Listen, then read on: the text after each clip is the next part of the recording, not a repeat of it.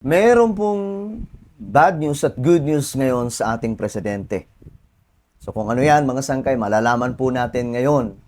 Anyway, bago tayo magpatuloy sa mga hindi pa po dyan nakakapag-subscribe sa ating YouTube channel, makikita nyo po yung subscribe button sa baba ng video na to. I-click nyo lamang po yung subscribe, i-click ang bell, at i-click nyo po yung all. Sa mga nanonood po sa Facebook, i-follow nyo po yung ating Facebook page. So, guys, pag-usapan po natin ito kasi ayon po dito, PBBM umangat ang satisfaction rating. Pero negatibo pa rin. Ano ba nangyari mga sangkay? Ayan po ang balita from Abante. No na umangat daw po ang satisfaction rating. Pero negatibo pa rin. Umangat pero negatibo pa rin. Ano yun? Umangat ang net satisfaction rating ni Pangulong Ferdinand Bongbong Marcos Jr. nitong July pala. Pero nanatili pa rin itong negatibo ayon sa social weather stations. So ano ba nangyari mga sangkay? Bakit ganun? At alam nyo, mahalaga po itong mga taon ng ating presidente na mapanatili niyang maayos po yung kanyang satisfaction rating. No, kasi ito po yung magde-decide kung malakas ang boses niya na kumuha po mga sangkay ng papalit sa kanya, yung successor, no? Kung sino po yung kanyang susuportahan. Kasi kapag mahina po yung kanyang satisfaction rating, tapos mag-e-election na, yari. Hindi po magiging malakas ang boses niya pagdating diyan, no?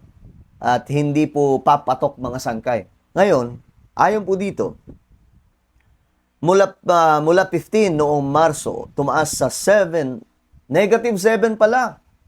Tumaas sa negative 7 ang rating ng Pangulo. Itinuturing ito ng SWS na neutral. Ngunit mas marami pa rin ang hindi kontento kaysa kontento sa kanyang pagganap. So ayan mga sangkay. Yan po yung bad news at good news pala. No, bagamat tumaas pero negative 7 pa din. Sa survey na isinagawa noong Hunyo 20 hanggang 29, 38% ang nagsabing nasisiyahan sila kay Marcos, habang 45% ang hindi nasisiyahan. Nasa 17% naman ang undecided.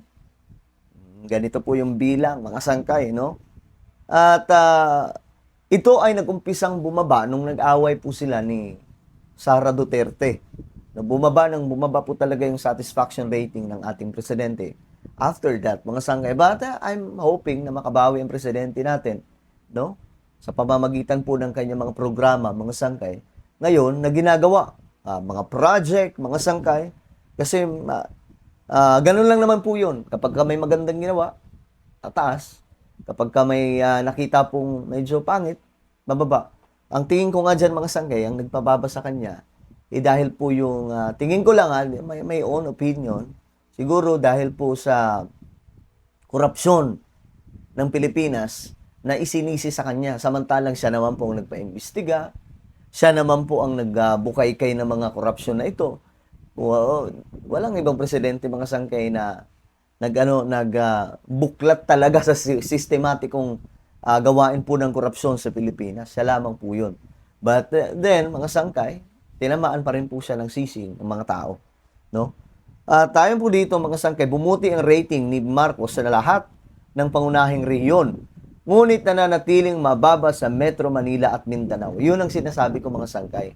Si PBBM po ay medyo mahina sa Metro Manila at mas lalong malala ang pagiging mahina nito, mga sangkay, sa Mindanao. So iyan po yung kailangan trabahuin ng BBM administration kasi biruin nyo, Metro Manila po yan.